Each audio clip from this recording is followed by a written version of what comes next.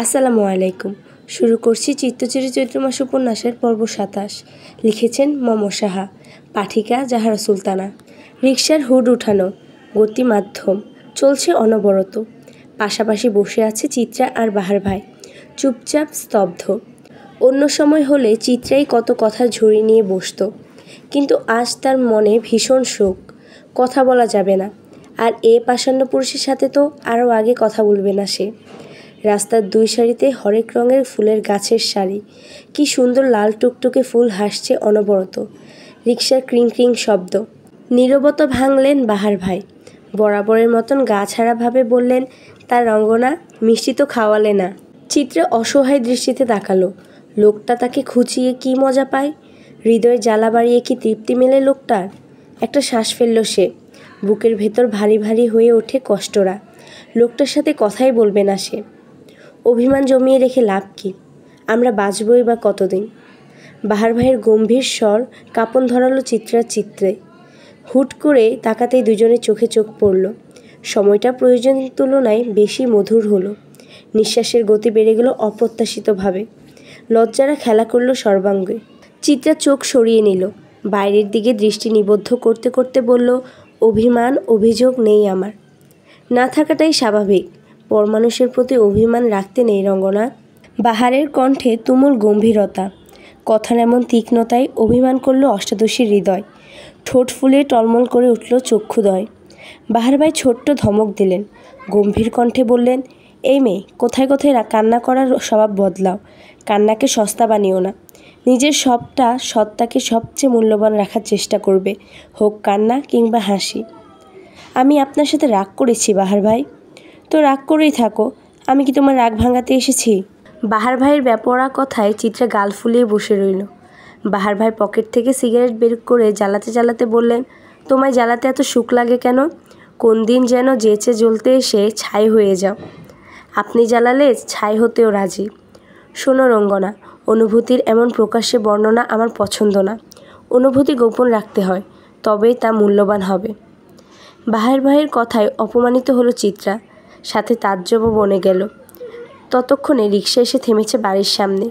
চিত্রা ভাড়া মিটিয়ে দিতে দিতে বলল, আর অনুভূতি মেলে ধরবো না বাহার ভাই, সবাই তো সবটার মূল্য দিতে জানে না, আমি ভুলেই গিয়েছিলাম। চিত্রা তীক্ষ্ণ কথাতেও হেলদোল হলো না বাহার ভাইয়ের। তিনি বরং স্বাভাবিকভাবেই বললেন, এই যে মেয়ে রঙ্গনা, তোমার মুখে অভিমান মানায়, অভিযোগ না। চিত্রা ততক্ষণে বাড়ির ভেতর চলে গিয়েছে। বাহার ভাই ছোট একটি শ্বাস ফেললেন, দীর্ঘশ্বাসের হাহাকার ভেসে গেল তার সাথে। আজ একটা টিউশনিও চলে গেছে। এমন মানুষের প্রেমে মত্ত হওয়া মানায়, যার বাঁচা মরার ঠিক নেই। আফসোসগুলো তিনি হাওয়ায় মিলিয়ে গান ধরলেন, জীবন দিলা কাঞ্চা বাসের খাঁচারির মতো, যখন নেওয়ার আগেই তাহা ভাঙে অবিরত, দয়াল ভাঙে অবিরত। আজ সারাদিন দেখা মেলেনি মুনিয়া বেগমের। প্রথমে সবাই ভেবেছিল রাগ করে হয়তো দৌড় দিয়েছেন, কিন্তু যখন দরজার সামনে পর্দা সরালো তখন দেখা গেল দরজার বাইরে থেকে আটকানো। দরজা খুলে ভিতরে যেতে শূন্য রুমখানি জানিয়ে দিল মুনিয়া বেগম নেই। বিছানার কিনারায় সাদা চিরকুট, তুলোর মতন মেঘগুচ্ছ বিচরণ করছে আকাশে। মিঠে বাতাস, কোমল লালাব আকাশ।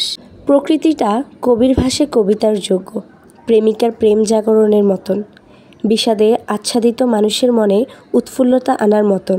ছাদে মন খারাপের আবিষ্ট চিত্রা দাঁড়িয়ে আছে। সময়টা ঠিক দিনের তৃতীয় ধাপ, অপরাহ্ন।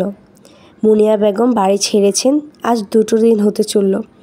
গতকাল থেকে এই অবধি তার কোনো খোঁজ নেই।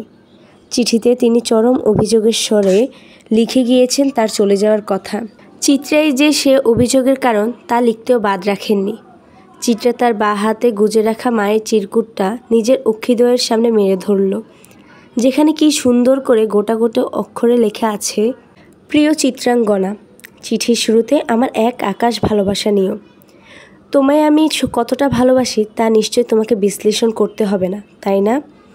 তোমার প্রতি আমার এক অগাধ মায়া আছে। কেন জানো? তোমায় যেদিন 2 হাতের মাঝে পেয়ে চোখ ভরে দেখলাম, সেদিন মনে হলো আমার মাকে দেখছি। সেই 2 দিনের শিশুটা কি মায়া লাগালো আমায় কে জানে।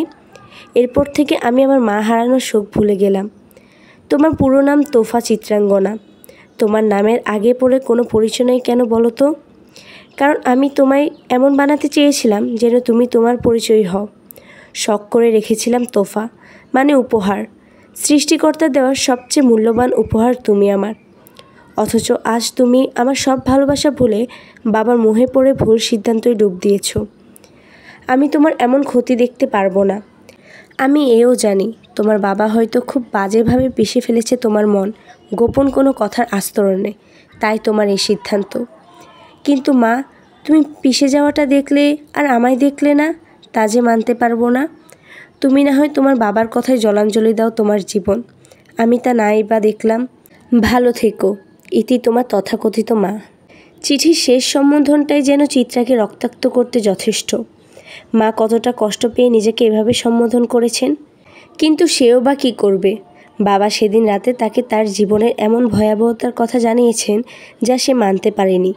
এমন একটা অপ্রত্যাশিত অতীত সে ভাবতে পারেনি। ঘৃণায় ভরে গিয়েছিল তার দেহ। পৃথিবীর সব যন্ত্রণা নিয়েই বাঁচা যায়, কিন্তু নিজেকে ঘৃণা করে আদৌ বাঁচা যায়? অথচ বিধির বিধান, আত্মহত্যা মহাপাপ। যেখানে জীবনটাই পাপের ফসল, সেখানে মহাপাপটাও কেমন হাস্যকর। অশ্রুরা গোপনে ঝরে গেল মুক্তোর মতন। তাদের কেমন বিবর্ণতা।